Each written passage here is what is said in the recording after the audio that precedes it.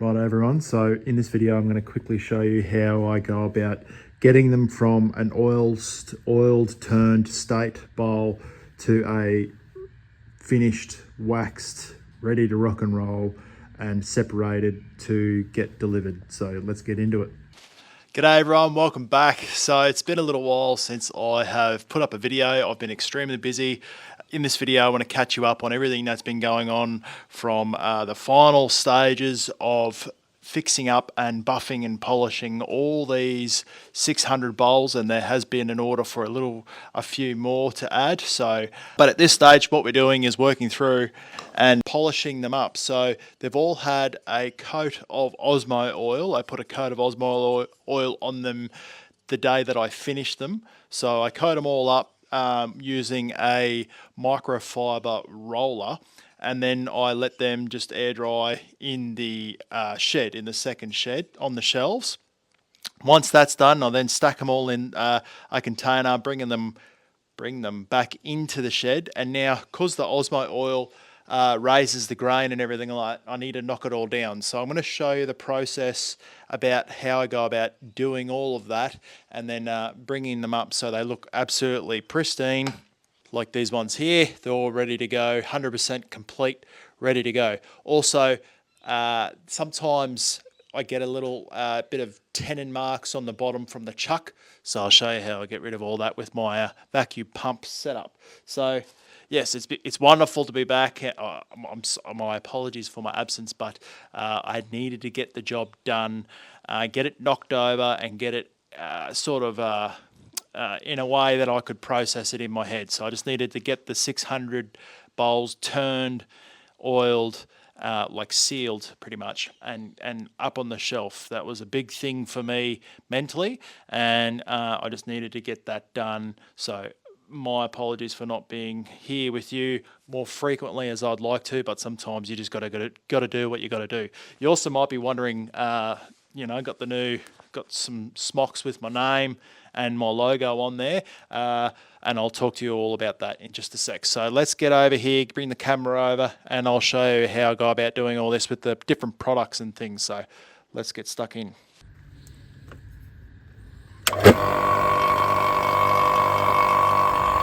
So we've got the vacuum pump running in the background there. I've got my little homemade vacuum chuck. This is just a small faceplate that I've glued a table protector, like a furniture protector or a door stopper.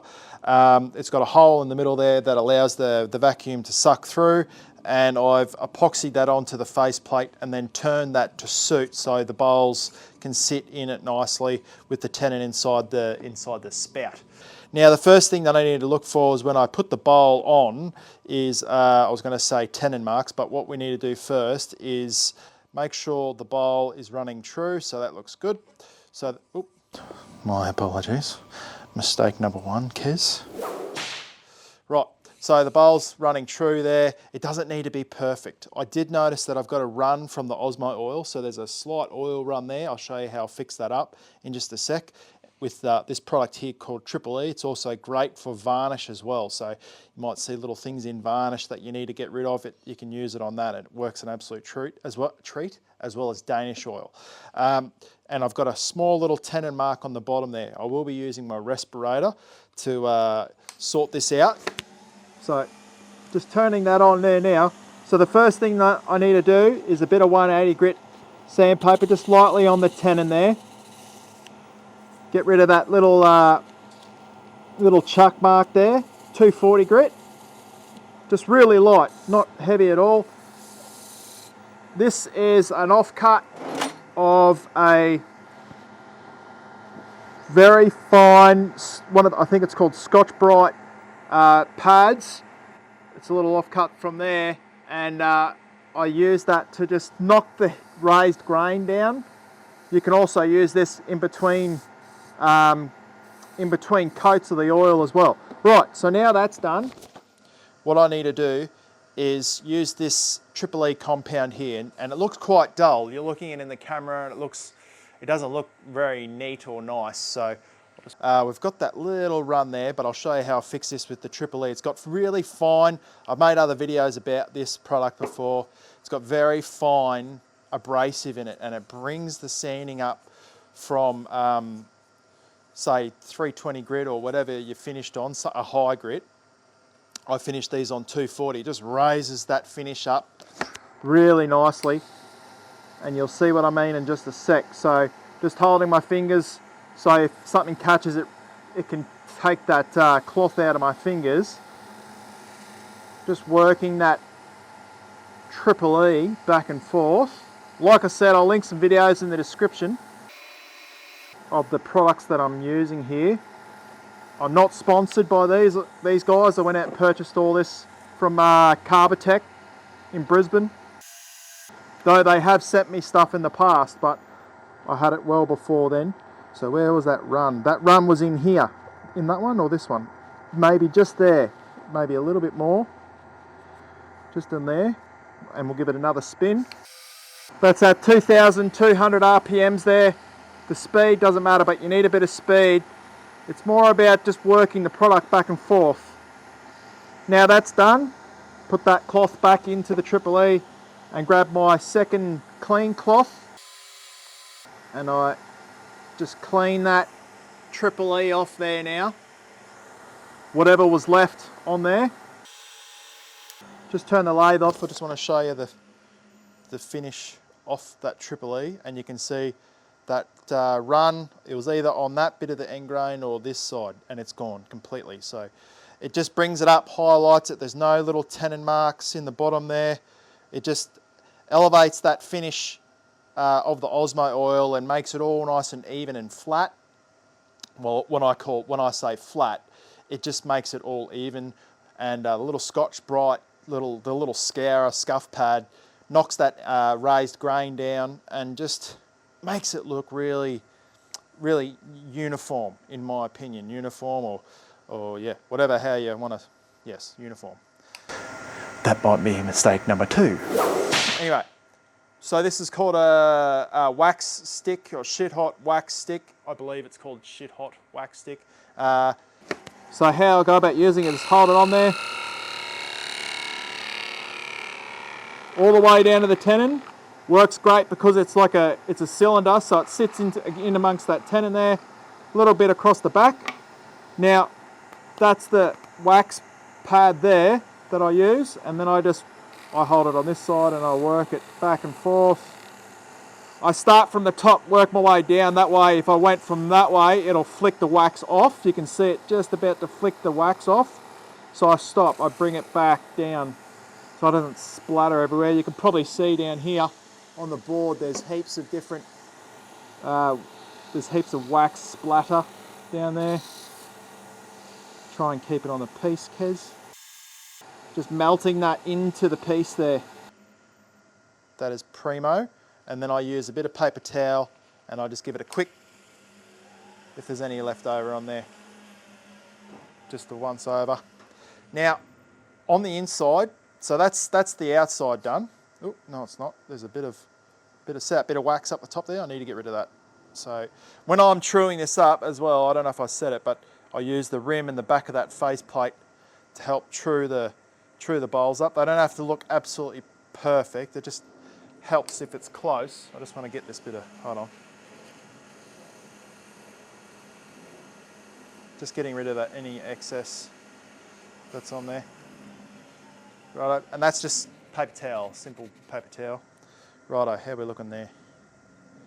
Heaps better. Okay, so that's that. Now I'm going to flip it around and put it on the inside, and I will move the camera so you can see. So just recently I was invited to do a live wood turning demonstration at the historic landmark called Stonehouse in a place called Moore, Queensland, Australia. Very cool, iconic place. And I was invited there amongst other, like a blacksmith, a saddle maker, and my brother-in-law has Clydesdale horses and he did ploughing and things like that. So it was like an old craft sort of fair as well, and they're going to be bringing on more craftsmen and women to come and demonstrate their lost sort of trade. So I went up there with the lathe and the whole workshop on the back of the truck. I was very fortunate that I have a forklift to put the lathe on, but getting it off a gentleman was able to use the crane on back of his truck to get the lathe off. So I want to get a little crane on the back of the truck, just a hydraulic little pump crane. You can pick them up from Hare and Forbes. So I've been looking at them. They're about $400, so Australian. So I'm looking at getting one of them, and they can lift up to 900 kilos. This is 380, including the base and all that, 380 kilos. So fair bit of weight, but the little craney had worked an absolute treat. So I don't know if you all remember that I did that festival 2 years ago.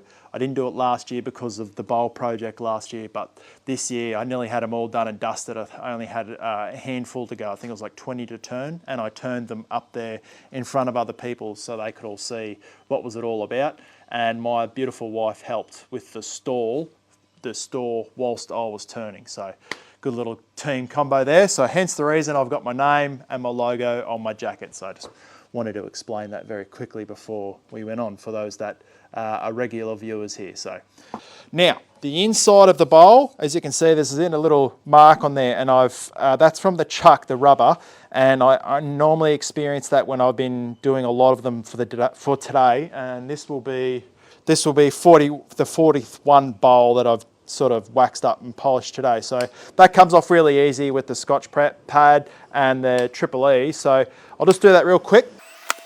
Just knock that down, those fibres that have raised. Now that's all down, I get the little air compressor there, bit of Triple E on my finger and work that across. Always using the same rags. Now my left hand is just holding it there because it can do this. I can apply too much pressure and I've sent bowls flying across the shed, so I want to avoid doing that. Always stopping the lathe before I put the bowl back on, because I've found that it rubs on the back. So stopping the lathe there, put the bowl back on, fire it back up in reverse.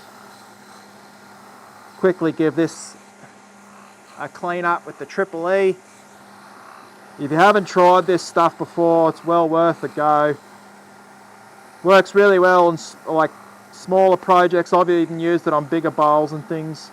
But the Triple E works really well on top of finishes like Danish oil, varnish, Osmo. Just makes it really nice and even.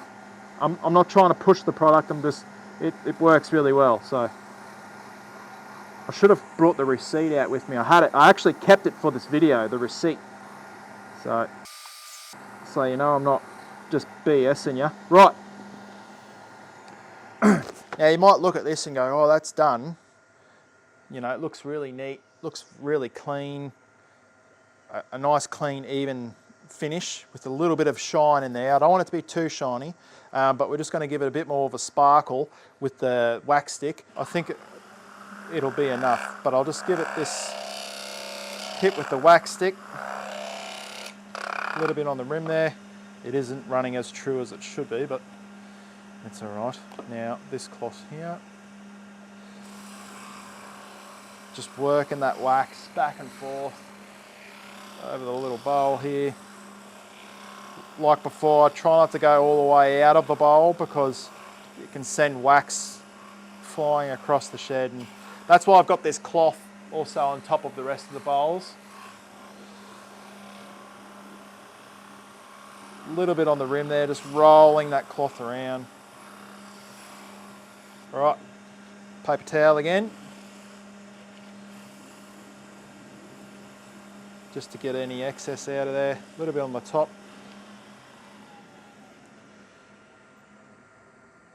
Absolute treat. Pump off, just have a quick look over, make sure there's no little chunks of, sometimes little bits of wax come flying off and they can land on the bowl.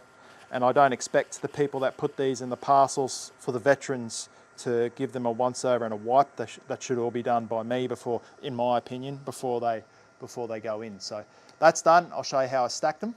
I then bring them out here and then use some tissue paper in between the bowls, and that keeps that separation, stops them from rubbing on one another.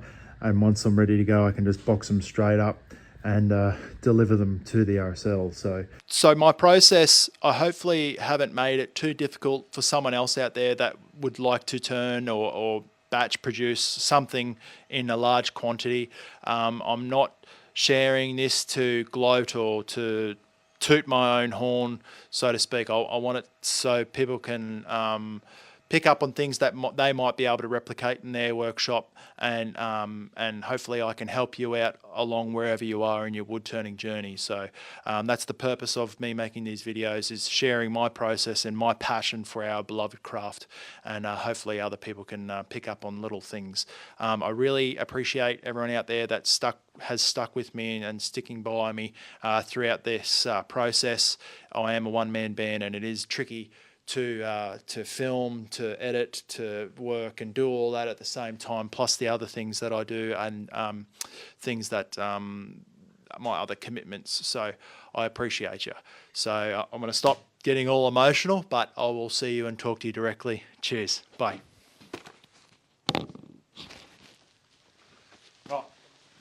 On to the next one.